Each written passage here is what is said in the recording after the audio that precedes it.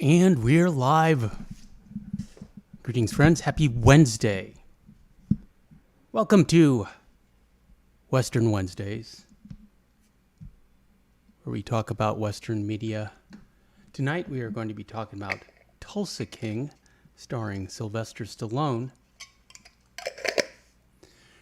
which I would describe as a modern Western, or perhaps even a postmodern Western. We're here with our co-host, Sadie, the channel dog once again. Miko Herptile says, hello, superantonio. Sadie and mods and everyone, have a good stream, folks. Greetings, Miko. Happy Wednesday. Have you seen Tulsa King? Are you a fan of Sylvester Stallone? I have to tell you, I love this series. I love it so much. I cannot explain to you how much. I binged watched the first season over the past 2 days, and decided that we needed to talk about it because I love it so much. Not enough to get a subscription to Paramount Plus. Season 2 is coming out, but certainly enough to get it on Blu-ray. But, you know, first season 1 was available on Amazon Prime for free, and I loved it so much more. I was so pleasantly surprised. It's a perfect role for Stallone. I can't think of anyone who could have played this character better, with the exception perhaps of Travolta. But we'll get into it. It's produced and written and created by Taylor Sheridan, Yellowstone. Sicario, a great movie that I can highly recommend. I can watch that movie over, it really works on a replay. What's going on over here? Okay. Hold on a second. I had to close a window. At any rate, let's talk about Tulsa King tonight. I've got a slideshow for you. As always, we can't really show it at full screen. This is how we circumvent licensing issues. What's that about? Okay. Tulsa King, to quote Wikipedia, is an American comedy and crime drama television series created by Taylor Sheridan for the streaming platform Paramount Plus. I wouldn't really call it a comedy. There are comedic elements, just like there are comedic elements in Breaking Bad. But it's not a comedy. It's a mob western set in Tulsa. The series stars Sylvester Stallone in his first leading role in a scripted television series. I didn't know it was first leading role. Stallone portrays Dwight, quote, the General Manfredi. He was named after Dwight D. Eisenhower, a mafia capo who has been recently released from prison in New York and is sent to Tulsa, Oklahoma, where he begins to set up a criminal organization. It also reminds me of Fargo. That might also just be because of the locale. But it's like Breaking Bad in the sense that he has to start over. He's released from a lengthy prison sentence of 25 years. He's estranged from his family. He's banished to Tulsa, Oklahoma by his mafia family. And it's like he's 75 and he has to start over. And who wants to do that at 75? So but it's just he built an empire, and it's very emotionally satisfying to watch. The series also stars Andrea Savage, Martin Starr, Jay Will, Max Casella, Dominic Lombardozzi, Vincent Piazza, A.C. Peterson, Garrett Hedlund, and Dana Delaney. Let's see. The series has proved to be a success by providing a television ratings boost during its broadcast on Paramount Network, and setting viewership records on Paramount Plus, leading to a subscription boost. Critics gave Tulsa King generally positive reviews. Many praised Stallone's performance, but some critics criticized the dialogue and overall story arc. In 2023, Tulsa King was nominated for a Primetime Creative Arts Emmy Award. It's a perfect role for Stallone. I mean, I know it was written for him. Taylor Sheridan, Yellowstone. And Taylor Sheridan and Stallone are both producers of this series. So it's like, but it's a perfect blend of East Coast, Long Island, New York, mafia, Italian culture, and the West, Oklahoma. Horses and cowboys. And what is it? It's like it's a story we've seen before. Fish out of water. What's a New York Don going to do in the middle of nowhere? And they do it the opposite way, where they send a cowboy to New York City. Clint Eastwood did a movie like that, as I recall. Moving on to the premise. Dwight the General Manfredi is a mafia capo from New York City who has just finished serving a 25-year prison sentence.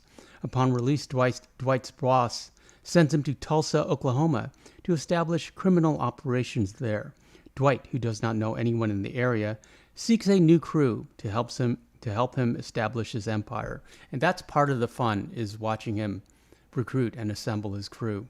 He first meets taxi driver Tyson Mitchell, whom he recruits as his personal driver, and acquires financing by threatening and later befriending Lawrence Bodie Geigerman, the owner of a local dispensary. While attempting to grow his enterprise, Dwight gains many more associates, including Mitch Keller, who owns a bar Dwight frequents. Mitch Keller is like your classic cowboy. He's played by Garrett Hedlund, and I feel that, I think a lot of writers write themselves, or J Lash with a thumbs ups. Appreciate you being here, J Lash. Write themselves or write characters based on themselves into their works. Not necessarily Mary Sue. He's not the center of attention. He's one of Dwight's partners. But yeah, it feels like he's based on Taylor Sheridan. Taylor Sheridan also does cameos in Yellowstone. It's nothing new. Stephen King does it all the time. His characters, Bill Denbrough from It, and Ben Mears from Salem's Lot. It seems like every book Stephen King writes has a writer in it, a successful writer that seems to be a personal, not exactly a carbon copy, but a portrait or a fractured portrait. Odog's here. Greetings, Odog. But you could argue that every character that any writer writes is a reflection of themselves, of their personality and experiences. Odog, greetings. That is an excellent idea you had about getting a PS5, and we'll discuss that later in the stream after we finish with this part. And Odog, if you have not seen Tulsa King, I highly recommend it. Let's see. Dwight initially remains in contact with the syndicate in New York, but later begins to despise them. Dwight and his crew become enemies of the outlaw biker gang, the Black Macadams. And I thought macadams was a nut, like a macadamia nut. Cloudy says, howdy, y'all. Greetings, Cloudy. But a macadam is actually a road paving stone, a paving stone for the road. And but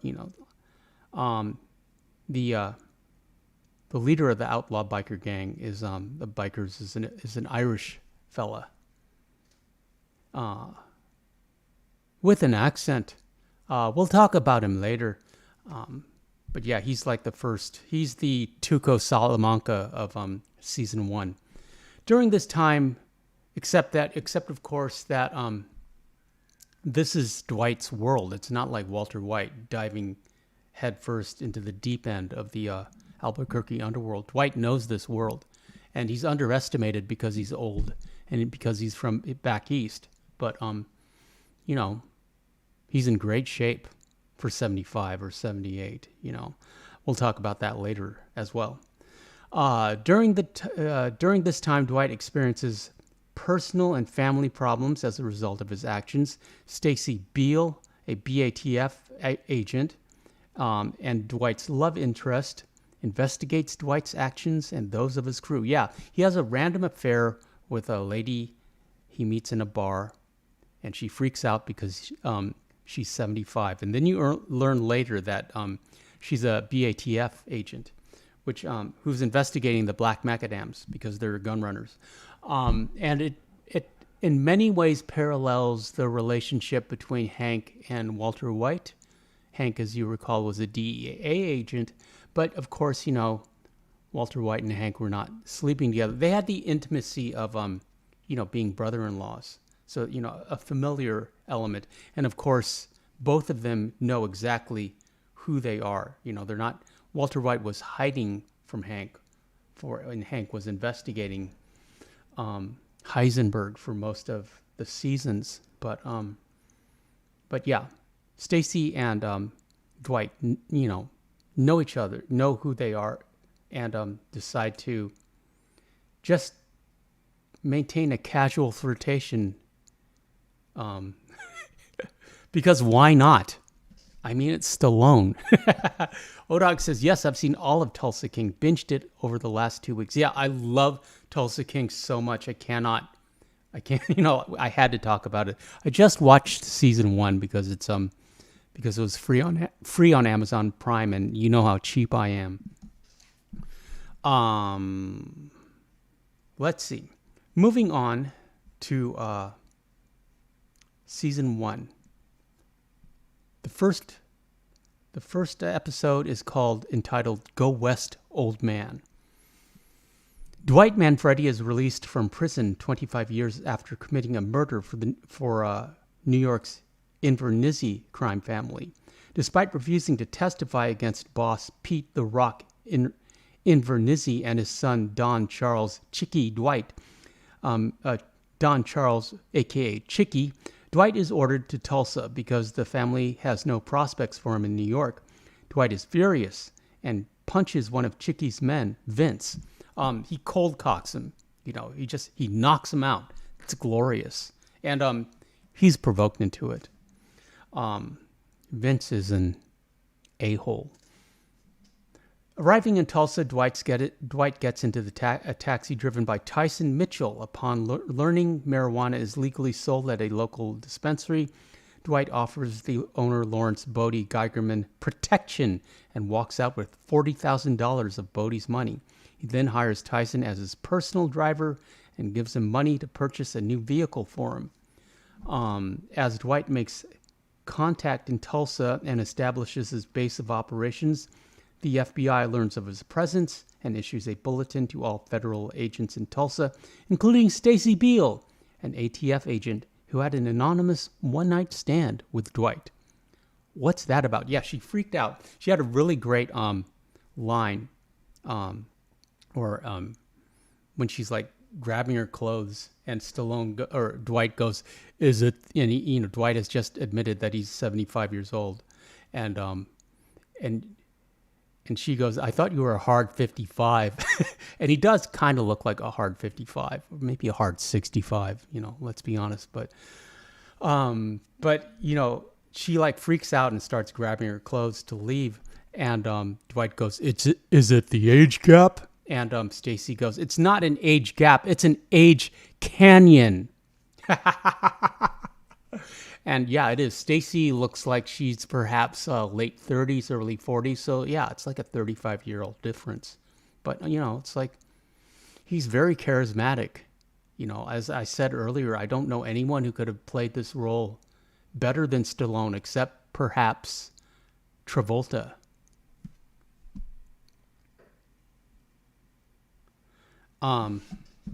Yeah, O-Dog. They talk about honor. And they have no honor. Well, Chick's dad had honor, is old school. And of course, Stallone, did a 25-year bid without talking. Well, it's like, and there's a cameo by his daughter, Scarlett Rose Stallone, as a barista. And Scarlett Rose is a beautiful name. Moving on to Chapter 2, Center of the Universe. Tyson persuades Dwight to get a new driver's license so he can obtain a debit card. Dwight then visits Bodie and insists on meeting with his supplier, Jimmy, After educating himself on the intricacies of legalized marijuana, Dwight cuts a more favorable deal for better product with Jimmy. Tyson's father, Mark, grows concerned Tyson is throwing away any chance of a future by associating with Dwight. Chicky agrees to Vince's request for a large cash gift from Dwight to end their disagreement. $100,000. Stacy visits Dwight to reveal her employer. Dwight insists she has nothing to fear from him. A ranch hand named Armand discovers Dwight's presence and begins to planning to take action against him. Dwight's from the old neighbor, or Armand is from the old neighborhood. Dwight assumes that Dwight is there to cancel him. Cloudy says, I heard that Tulsa King is in the same universe as Fargo. I'm not sure about that, Cloudy. It did remind me of Fargo, but this is written by Taylor Sheridan. So I would assume it's in the same universe as Yellowstone.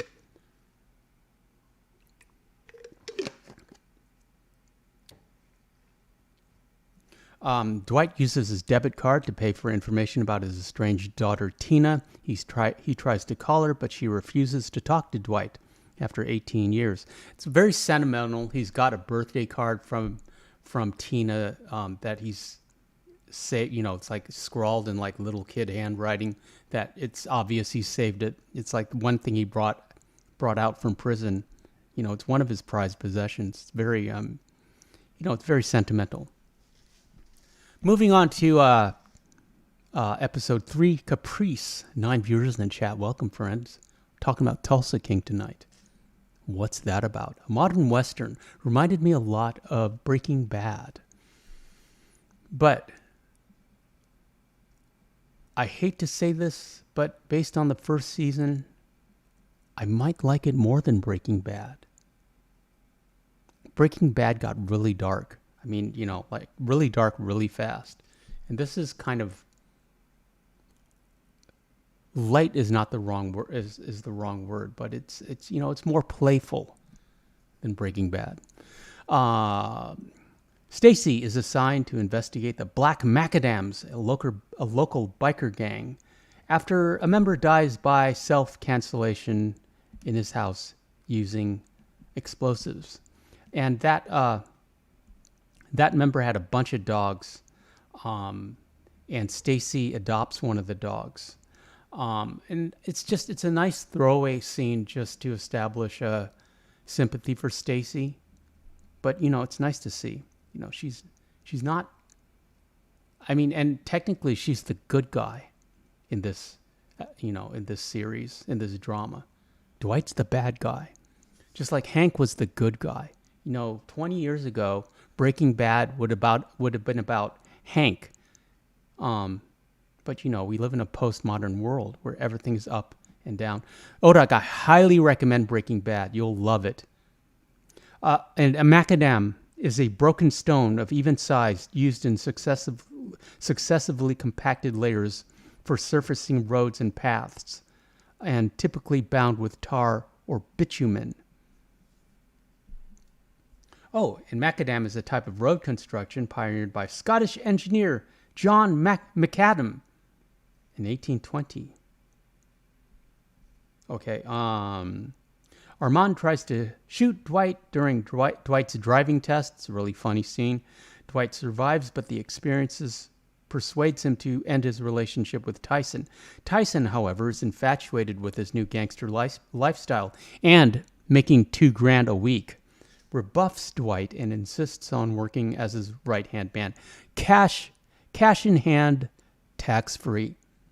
Dwight, Tyson, in a sense, reminds me of Jesse. It's the same type of relationship, a little bit father-son. It's a little bit of a mentor relationship. I think Tyson is more innocent than Jesse. He's not. Tyson is not a criminal when Dwight meets him, whereas Jesse was already in that world. Dwight involves Bodie and Mitch, he's the bartender, in a scheme to sell nitrous as a party drug during an upcoming Tulsa music festival. Nitrous is legal, and what they do is they sell it at they sell balloons for $10 a balloon, and they make like a 6 figures in one night or in like 3 nights. Again, cash in hand. Dwight persuades Mitch to use his bar as a front to obtain supplies of gas without suspicion and also to launder money.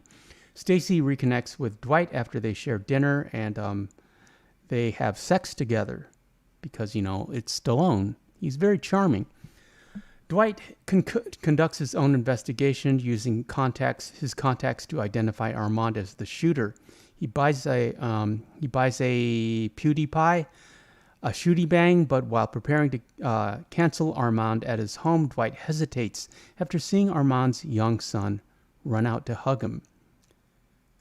Chapter 4, Visitation Place. Dwight waits until Armand is alone and then questions him. Armand reveals that the Inverness family tried to have Dwight canceled during his prison sentence, and Armand feared that Dwight had now come to Tulsa to cancel him. Dwight spares him and instead demands a monthly cut of Armand's income. "You work for me now. Let's start at $300 a week." Can't really do Stallone's voice. Dwight's plan to sell nitrous hits a setback when black macadam bikers who are selling drugs at the same festival assault Dwight's crew and steal the gas tanks. To resolve the problem, Dwight and his men, accompanied by Mark, surprise the bikers as they are packing up for the night, assault them with baseball bats, and take back the gas tanks and their stolen money. Tyson and his father reconcile, but Tyson finds himself divided between his family and his loyalty to Dwight. Armand was part of the fight with the baseball bats against the black macadams, which went well, and so he's got this like adrenaline high. Armand assaults a rude neighbor and decides not to move out of Tulsa. It's a nice scene. Armand gets his I don't know if I can say that. Armand gets his balls back. Stacy has relations with a handsome stranger who buys her a drink to get over Dwight. Dwight, with the help of his sister Joanne, says goodbye to his dying younger brother Joey. An emotional scene. I wasn't prepared for how good of an actor Stallone has become. But, he's been in the business for like 50, 60 years. You have to assume that he's learned a lot. He's an industry professional. And again, like Tom Cruise, he's one of the last movie stars.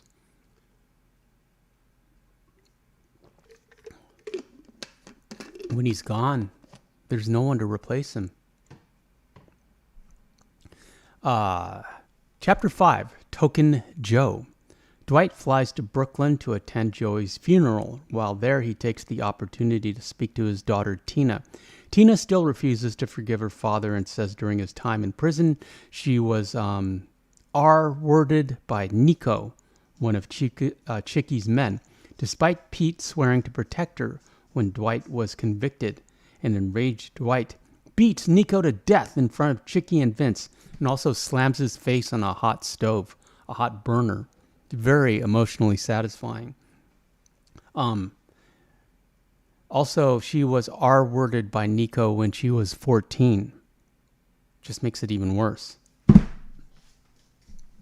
And just the rage and the helplessness that goes over Stallone's face when he knows, he thinks back that he was in prison and that this is essentially his fault, and he wasn't there to protect his little girl.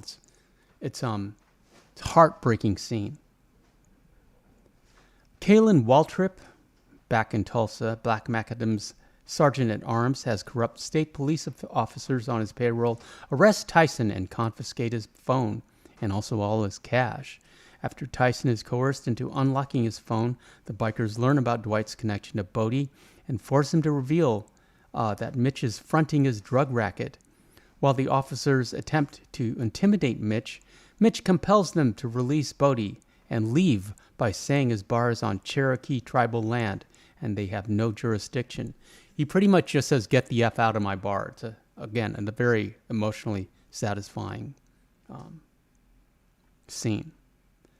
Armand's colleague Roxy warns Armand to stop encroaching on Waltrip's turf. Roxy, spoiler alert, is an informant for the BATF. She knows Stacy. What's that about? I love how everything just kind of starts intersecting. That's, it's a hallmark of good writing, and one of the reasons why I love this show so much. Moving on to Chapter 6, Stable. Dwight again meets his daughter before flying back to Tulsa. On his return, he finds Tyson has been arrested and that Bodie is missing. Waltrip meets with Dwight and demands a cut of his business, but Dwight refuses. If you come to my house and take money out of take food out of my children's mouths, he has his big speech. Dwight hasn't, and Dwight has a speech himself. I highly recommend it. It's wonderful to see him stand up to him. He's not intimidated at all. And Stacy warns Dwight about his activities and that the FBI is getting involved. The Invernizzi family, mainly Chicky, are split on how to handle Dwight. Pete, the father, insists on having his consigliere visit Tulsa to calm the situation. Instead, Chicky assaults Tina's husband, Emery, breaks his arm. Federal agents shut down Bodie's shop, but Bodie refuses to betray Dwight. After learning Pilot, the white horse Dwight has grown fond of will be euthanized. Dwight buys Pilot and hires ex-waitress Spencer, that's cameo by one of Stallone's daughters, Scarlet Rose, I believe her name is, to take care of him. Very surreal scene. Pilot, the horse, I believe he's in Appaloosa, just kind of like rides, just like will run through the streets of Tulsa, just downtown streets. And the first time you see him, you think that Dwight's dreaming, just having, because it's just very surreal to see a horse without a rider, running down the streets like it's the plains of Oklahoma, which it did. At one time it was.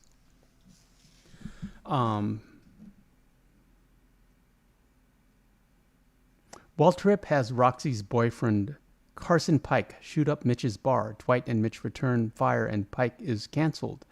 Mitch agrees to accept Dwight as a business partner, and they send Pike's cut or his leather vest, back to the bar where the Black Macadams hang out. Oh, actually, moving on to Chapter 7, War Acres, that's exactly what they say. Dwight and Mitch send Pike's bullet hole-ridden jacket to the Black Macadams. Mama One says, "Hey, family. Greetings, Mama One. Welcome. Papa One is also here." Everyone say hi to Mama One and Papa One. Mama One, we are talking about Tulsa King, which I can highly recommend. It's wonderful. It's a modern Western. You'll love it.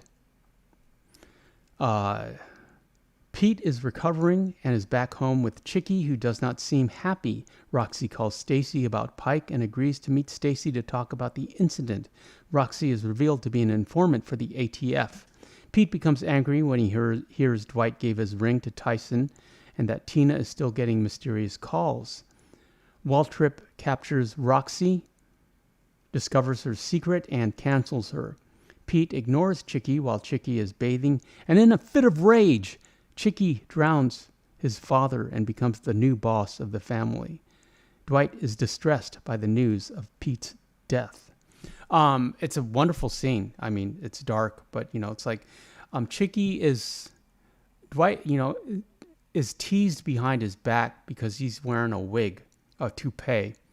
And during the scene, after the scene where he commits patricide, very emotionally, he's out of breath, adrenaline's rushing, and he looks at his reflection in the mirror, and his hair is all askew, of course.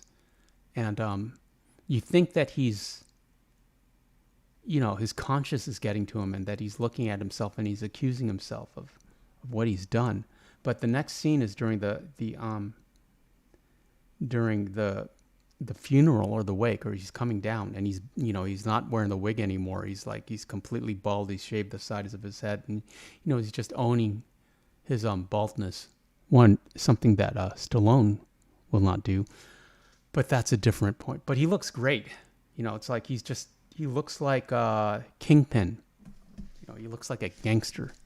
And I also wanted to address Stallone's his wardrobe. It's very East Coast. It's very Italian. Very formal. It's not. I'm inspired by it in the sense that I like how formally that he's dressed. It's not exactly what I would wear. First, after he hires Tyson, first thing he says is, meet me tomorrow at 10 o'clock. Wear a collared shirt. It's very important for him, it's like to look good, to dress well, to project an image of success. The Italian phrase is bella figura. And his jewelry, very flashy. He wears a Rolex, of course, but it's a Cellini, which was it's a design from the 80s and 90s. Cellini obviously is an Italian designer, and it's very, it's all gold. It's got a gold, it's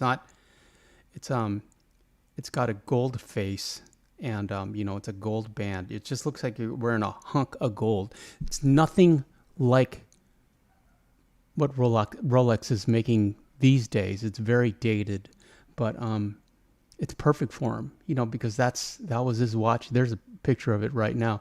That was his watch when he went in. Moving on though.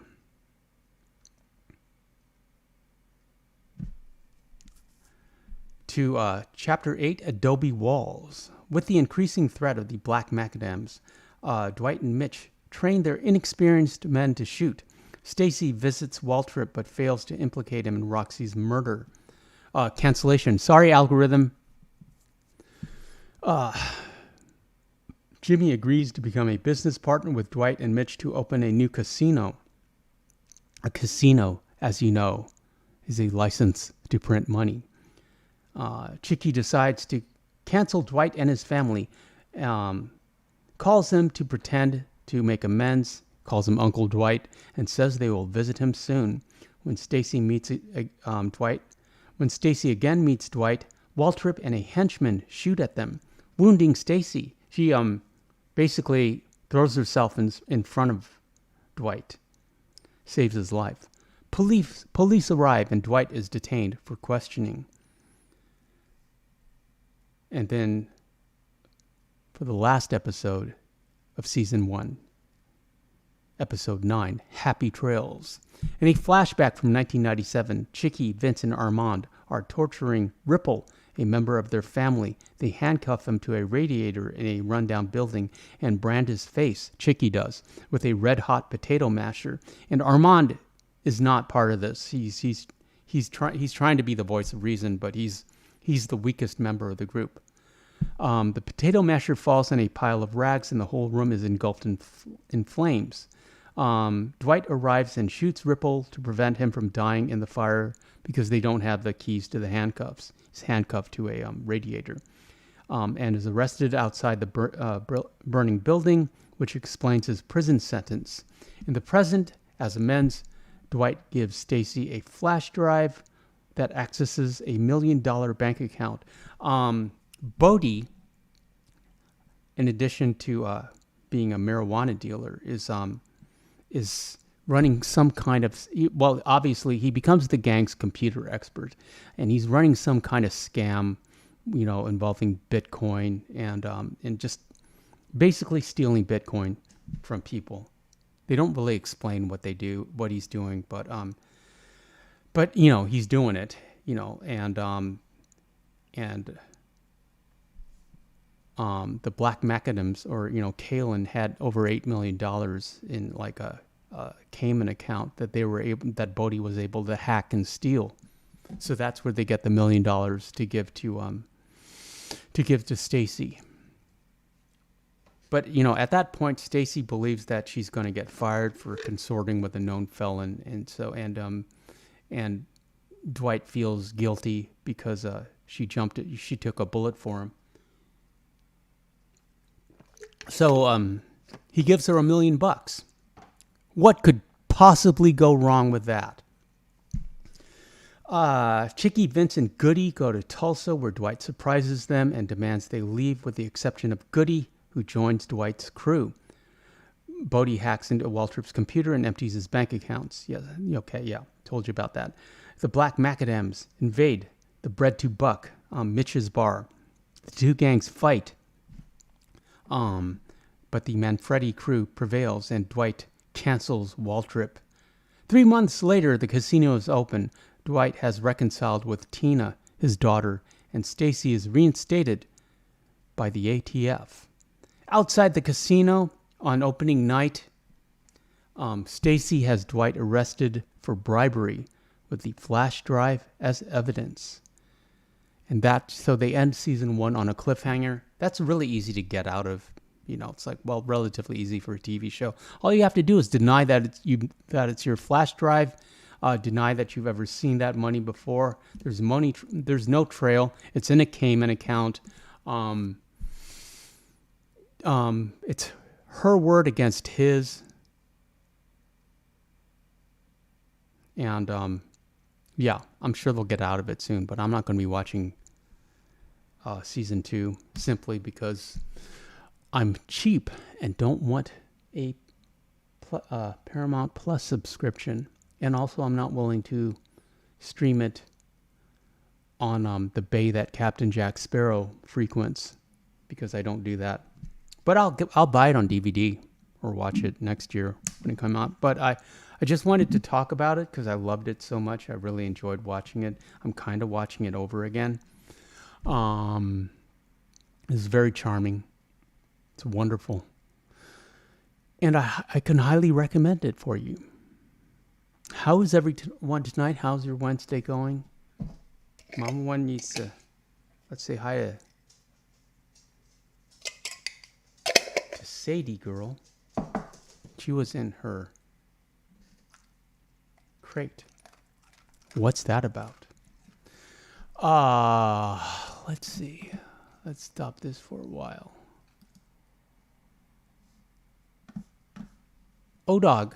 Well, actually, first I have news about Serena. She got a PS5. I assumed for her birthday, but I was very happy for her. And then I told O-Dog and David. And O-Dog said, okay, now it's your turn. And O-Dog has a point. Yes, I think I should get a PS5. Thinking about it. However, it's like, if I get a PS5, the channel has to pay for it. Not that I'm going to have like a GoFundMe or something lame like that. But, it's like, I'm happy to get one, but I don't want to spend my money, my hard-earned cash. For that price, I'd rather get a watch. There are 2 watches I want right now. There's like a couple action figures I want. We got to get more potent canine bait treats for someone. So, as far as budgeting goes, I think the earliest I could even think about getting a PS5 for the channel would be, January, March, February, first quarter.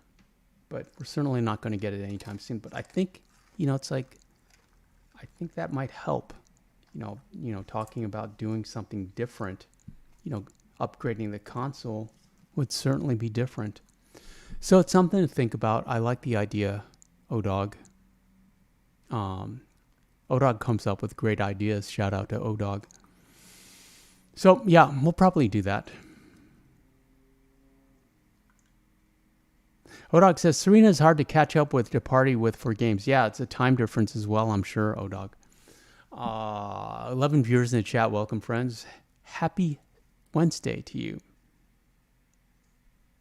Mama One says, for some reason, O-Dog, Papa One has been buying Mustangs for Western show training. Yeah, Mitch, the cowboy, the bartender, or bar owner, actually, in Tulsa, is a former rodeo bull rider who I think he broke his clavicle and got addicted to oxy and got into trouble for that and did a 6-year stint in Lompoc. Mitch and Dwight immediately identify themselves as jailbirds, probably from their tattoos. Also, let's talk about Stallone's physique for a minute. His backstory perfectly explains his physique. Why he came out, just so incredibly wrecked, built, ripped, especially for 75. I mean, I have not met Stallone, but I know many personal friends who have. His IMDb lists him as 5'10". He's probably closer to 5'6", maybe even 5'5". He's a small man, much like Tom Cruise. But on camera, he looks, he just takes up the whole screen. His shoulders just come out. It's like his lats are incredible. He does have that, what Louis Marco called the bubble gut, the GH gut, which you get from taking a certain type of special medicine that I cannot really talk about on this channel. It's like the algorithm won't let you talk about that, but I can talk, or talk about the word that rhymes with best, most, Derone. But, I could absolutely talk about estrogen and getting boob implants and chopping my wiener off and turning it inside out. And the algorithm would be like, oh, yes, please, tell us more. Diversity. Tell us more and we'll put you on the front page. What's that about? But then again, irritatingly, that's not the audience we want. So, but yeah, there's two. It's a two-tiered system. I'm sure you've heard that before. And there's only one opinion on YouTube. Odog says, my brother is just north of Tombstone, I think. I didn't know you have a brother, Odog. Shout out to Odog's brother in Tombstone.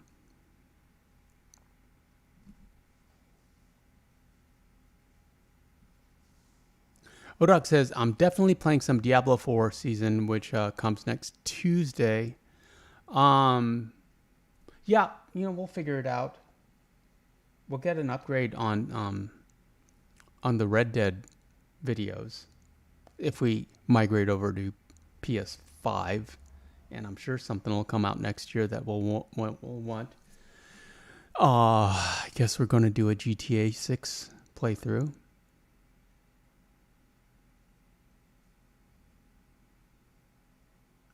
Yeah, but not this year. There's 2 watches I want.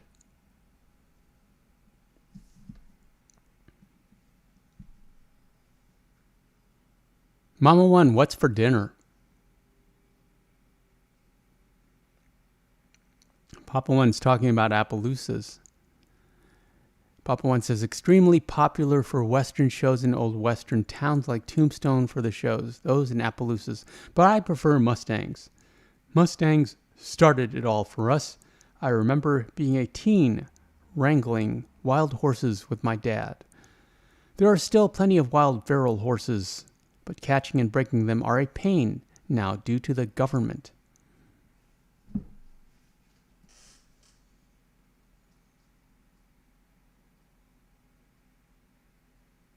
Odog says, I've got 4 brothers. I have no brothers, Odog, but I have a lot of cousins on both sides of the family. And they're kind of like brothers.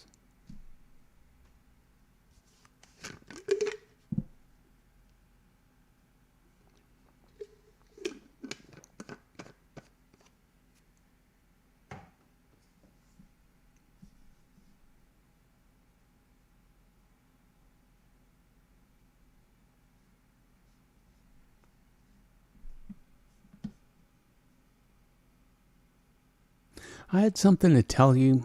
What is? I should make notes. I should, but I didn't. But the PS4 was, the PS5 was kind of big news. That was a good idea. Good suggestion, O-Dog.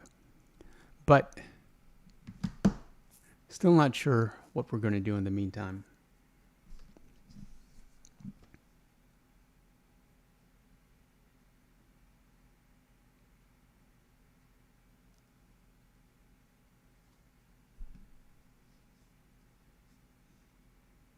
Papa One says, we used to go to Tombstone often in the Southwest for many years for vacations and business.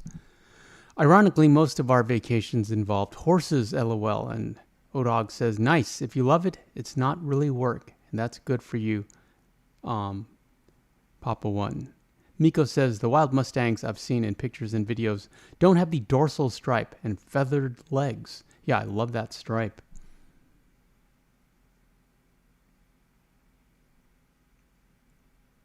And O-Dog says, though dealing with dinner live is real work. Mom One says, dinner was deer steaks cooked rare. I let them tenderize in my famous sauce and rub. What is your famous sauce and rub? I'm sure O-Dog would like to know. And also David. And I wish David was here. I have an idea. I want to try it. I then baked potatoes, cauliflower, carrots, broccoli steamed, a nice biscuit, and a German chocolate cake. That sounds delicious. My idea, O-Dog, Mama One, Papa One. Grilled cheese, macaroni and cheese. I want to try that. I want to make that.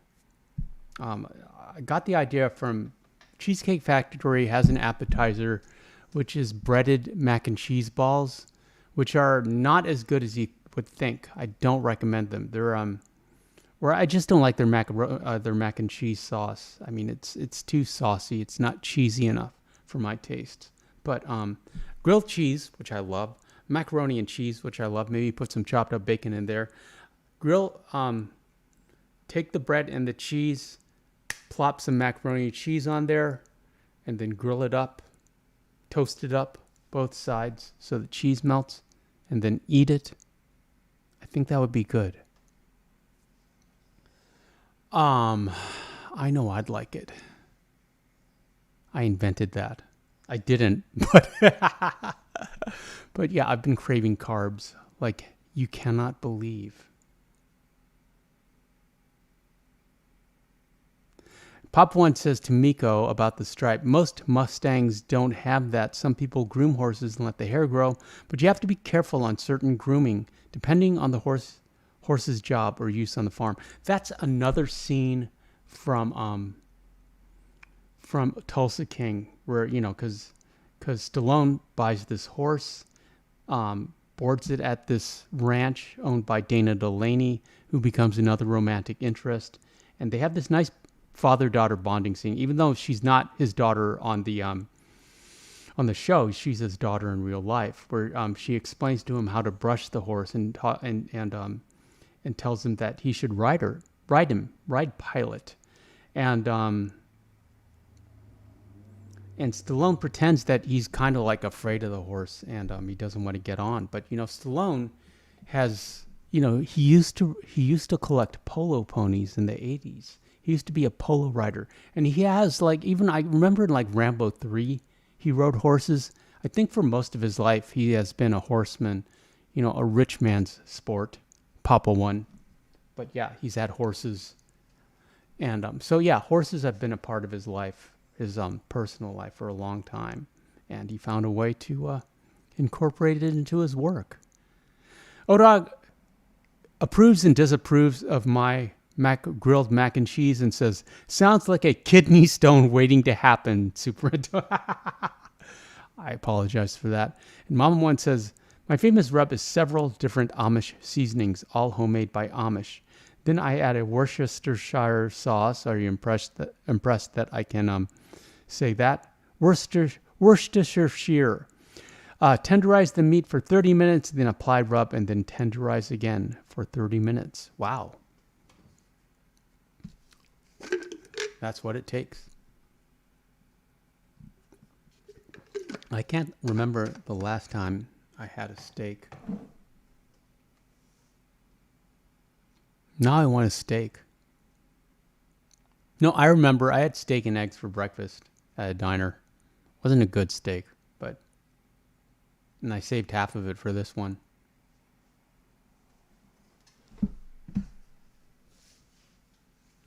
Miko says, that's interesting. So Lenny's horse, Maggie, who's supposed to be a Mustang, is more accurate than the other Mustangs in the game. Yeah, I suppose so, Miko.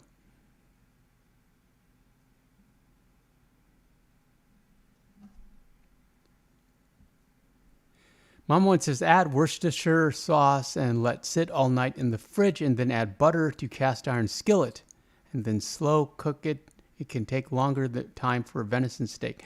Mama One, David also loves cast iron pans. You should talk to him about. You should bond on your cast iron.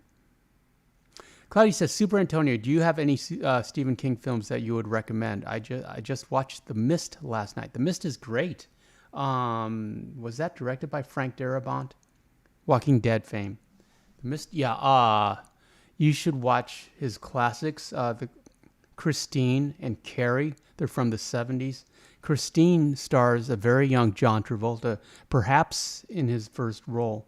The Shining, of course, Stanley Kubrick, from 1986, I believe. That should get you started. Pet Sematary also. That was from the 90s. And then Kathy Bates won a performance for her portrayal in Misery. That's also from the 90s. But yeah, Stephen King, it's like it depends, Cloudy. I would recommend reading Stephen King before watching any of his movies. And if you read Stephen King, you'll be disappointed in pretty much every cinematic adaptation of a Stephen King novel. Because Stephen King is as good as he is at plots and in telling a story, he's so much better at characterization. And it's the characterization that really draws you in, makes you care about the characters and makes you, become invested in their, in their story and their peril. But however, you kind of sacrifice a bunch of that when you make a movie out of his, out of one of his works, because in the novels, which, are like 500,000, 1,500 pages long, he really gets into the characters' heads. He'll spend pages and pages and paragraphs, talking about their thought processes and backstories and flashbacks. And that, I think, is his real talent, is just characterization. And none of that is portrayed well in any of his cinematic adaptations. So if you do watch, it's like I highly recommend reading, because readers are leaders. Cloudy, I don't know how old you are, but you should read more. I highly recommend reading his books. But yeah, the ones I mentioned, I believe my favorite Stephen King novel is probably The Shining.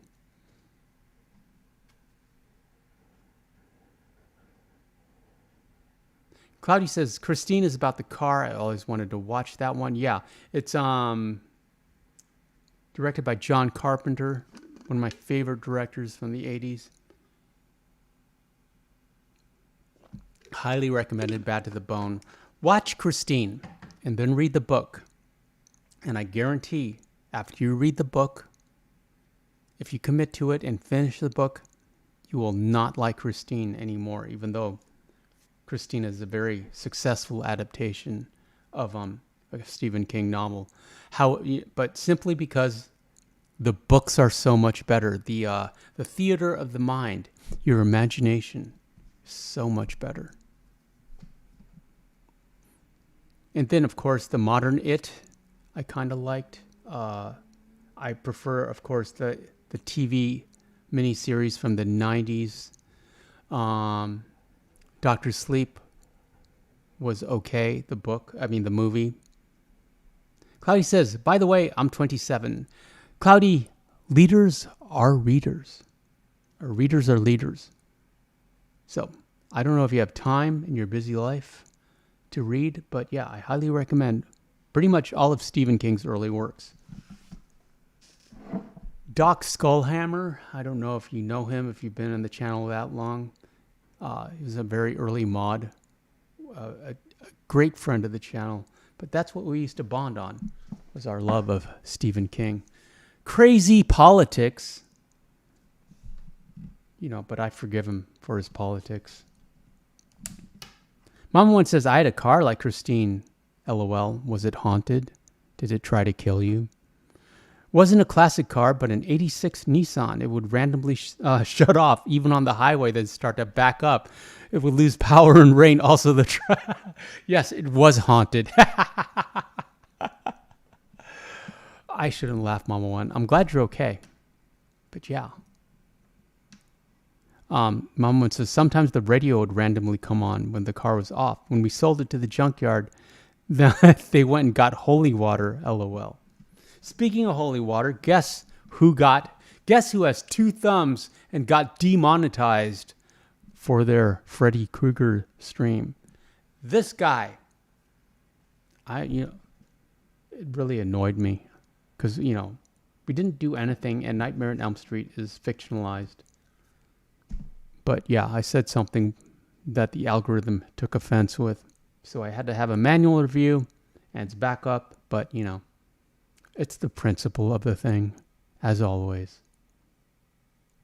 Hey, get back up here and say goodbye to everyone. Hup. At any rate, that is about all I have for you tonight. I really appreciate you being here. Shout out to the mods, Papa One and Mama One and O-Dog and Miko. And to absent friends, Serena and Marco, David and Chrissy, of course, we love you. We have all our loves. Yeah, at some point I'll get a PS5. On Fridays we free roam. Miko says that car was probably an Autobot. Yeah, a robot in disguise. Like and subscribe. Really appreciate you being here. Nice talking to you, Cloudy. Enjoy the rest of your evening.